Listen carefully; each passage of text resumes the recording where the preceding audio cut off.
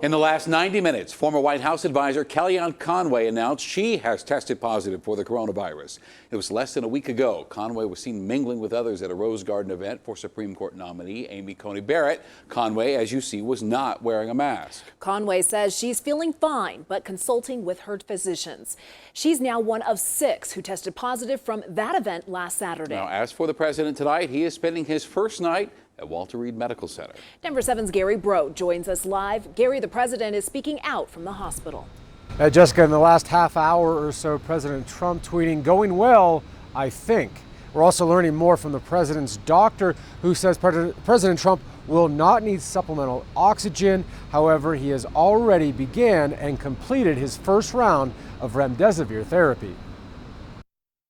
A thumbs up from the president as he boards Marine One to check into the Walter Reed Medical Center this evening, where he'll stay for the next several days. I want to thank everybody for the tremendous support. ABC News sources saying the president experiencing a low-grade fever, chills, nasal congestion, and a cough. This diagnosis, the most serious medical threat to a sitting president in decades. President Trump releasing this update on Twitter. I think I'm doing very well, but we're going to make sure that things work out. The president considered high risk for serious complications given his age, but White House staff says the president is in good spirits. His doctor saying he received a single dose of antibody cocktails as a precaution, an experimental measure not yet authorized by the FDA. I mean, I have a mask right here. I put a mask on, when I think I need it. President Trump has been critical of health leaders' guidance, even at Tuesday's debate, mocking rival Joe Biden for wearing a mask. When needed, I wear masks. Okay, let me ask. I don't wear masks like him. Every time you see him, he's got a mask. He could be speaking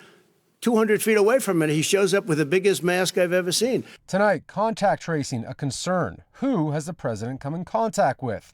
Who now may be exposed? After Tuesday's debate, President Trump traveled to Minnesota for a fundraiser and rally on Wednesday. ABC News has learned the president started experiencing symptoms that night. Then on Thursday, we learned his top aide, Hope Hicks, tested positive. The president attended a private fundraiser in New Jersey that same day before returning to Washington, D.C., where he learned he also tested positive. And with the president in the hospital, many now asking, will he invoke the 25th Amendment, which would allow an acting president to relinquish power to the vice president for an unspecified amount of time.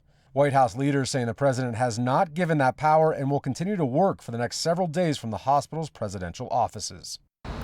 And it's important to note, with that antibody cocktail, the president did receive special approval from the FDA as well as the company that makes it to administer it to the president. Now, as for the First Lady, we're being told that she has a mild cough as well as a headache. She's expected to remain at the White House, where she will stay in isolation. Reporting live here in Denver, Gary Brode, Denver 7. Gary, thank you. Tonight, we're also learning many of the president's family members who were in attendance at Tuesday's debate violated the rules of the debate set by the Cleveland Clinic by not wearing masks. The Cleveland Clinic hosted that presidential debate. Sharp contrast from others in the audience, including Dr. Jill Biden, who masked up. And we are learning people who walked into the arena without a face covering were offered a mask, but we're told the Trump family refused. The next presidential debate is scheduled for October 15th. Of course, it's not clear if that's going to happen right now. As for the debate between Vice President Mike Pence and Kamala Harris, that debate's set for Wednesday. We are learning that changes are already being made to create more space between those two.